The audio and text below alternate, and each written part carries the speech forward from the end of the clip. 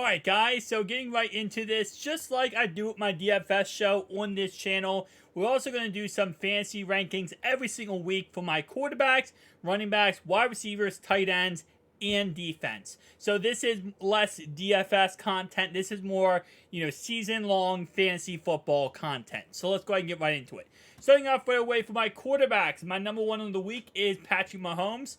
Let's be honest, even without Travis Kelce, he's still going to find a way to put up probably 3 or 4 touchdowns in this game. The Lions defense have gotten a lot better this offseason, but it's Patrick Mahomes. He's coming off his Super Bowl win.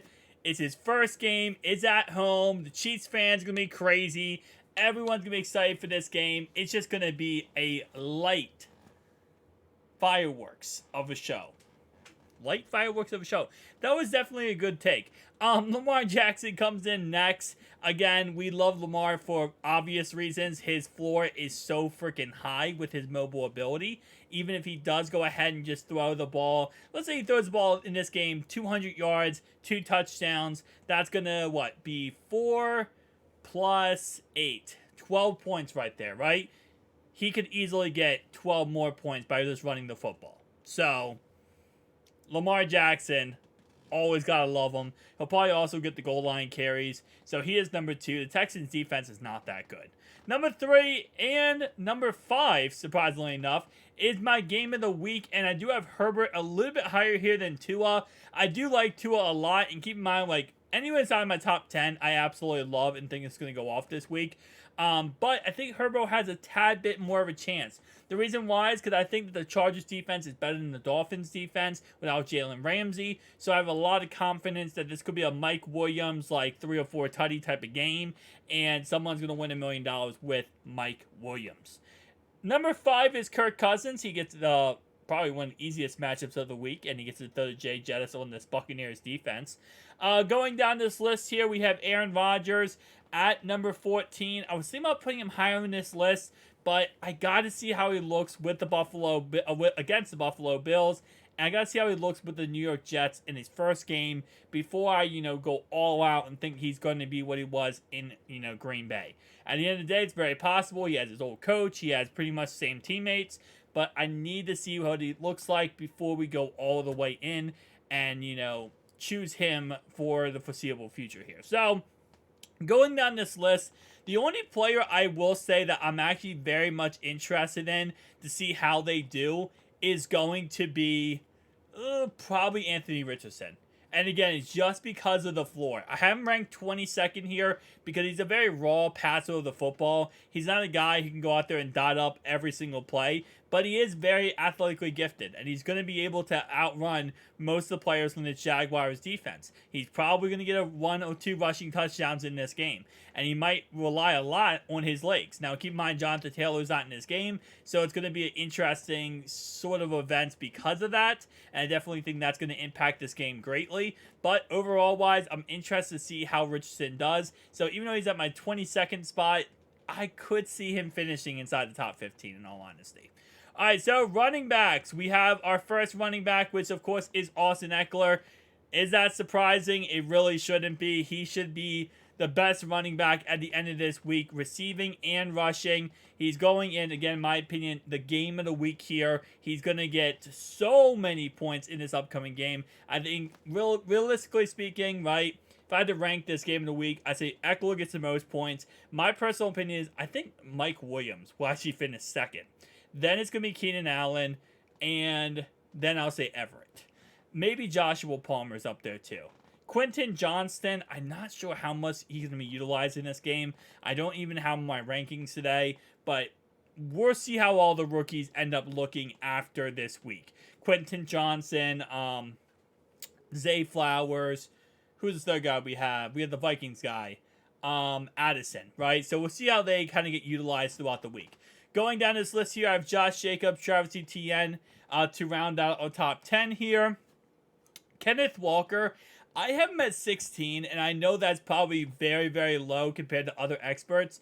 And the reason why I have him so low is because I need to see, first off, him not getting injured, right? That's number 1 for me. But number 2 is going to be, really, how much are they going to use the guy they just drafted? and I think his name is Charme. Zach. Okay, I'm gonna call him Zach. His name's Zach.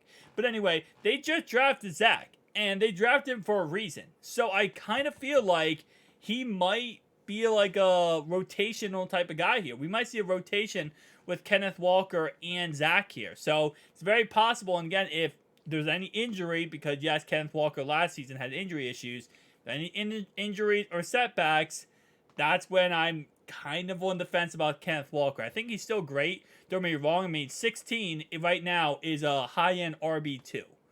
So, low-end RB1, high-end RB2. So, I still think he's going to do good. It's just, I'm going to be interested to see how he ends up progressing here. All right, so going down this list here, Brian Robinson, Khalil Herbert, and Breece Hall end out my 28 to 30. And to be honest, the only guys I will say on this list that I was thinking about putting higher was AJ Dillon. I was thinking about moving him up this list here and having him in my top 30. Decided not to, just because, again, that Packers game, if they are going to run the ball heavily, which I kind of expect them to do, I think they're not going to be that successful. I think Aaron Jones can get the job done, but I'm not sure if there's going to be enough workload for both guys. So, with that being said, let's go to wide receivers. All right, wide receivers. Jay Jettis clearly leads off the list here. Tyreek Hill, Jamar Chase, Amon-Ra St. Brown, CeeDee Lamb, Stephon Diggs, A.J. Brown, Garrett Wilson, Jalen Waddle, and Devontae Adams rounds out our top 10. Now, out of those options, again, I love Tyreek Hill this week. I love Tyreek Hill. I think he could be an absolute gem, especially, again, in that huge game. I also do like Keenan Allen versus the Dolphins. But my favorite receiver combo, and you're going to see I probably have these guys higher than most people, is going to be that DK Metcalf, and it's going to be Tyler Lockett. I think both of them could absolutely go off this week versus this Rams secondary. Keep in mind, Cooper Kupp has officially been ruled out of the game, so that's why he's not on this list. We're also not going to have Travis Kelce on this list. We're also not going to have George Kittle on this list. So, a couple guys we are not going with for this list. I also have George Pickens and Deontay Johnson a lot higher than most people. I just think they're going to absolutely go off this week. I really do. Especially this 49ers defense. Well, yes, they did just get back Nick Bosa as he just got under contract. Shout out to him for that. $270 million over 5 years. No, $170 million over 5 years. My bad. $170 million. But with that being said, though, yeah, I think they're gonna that defensive line is gonna get after Pickett, but I think they're not gonna be able to run the ball. I think they're gonna have to throw the ball in this game, Steelers wise, to beat the 49ers, and that's when Pickens and of course Deontay Johnson can make some plays. Now, Mike Evans is so on the fence about him. He has an injury report going into this game, and I just don't know. I don't know what to expect from him, but because it was very clear, and he made it very clear that if he does not get a new contract, he doesn't want to play for the Bucs anymore. So I'm kind of on the fence about it. Now for tight ends, we have T.J. Hawkinsock, we have Darren Waller, we have Mark Andrews, we have Dallas Goedert, Evan Ingram, Kyle Pitts, David Njoku, Pat Freiermuth, Gerard Everett, and Tyler Higbee.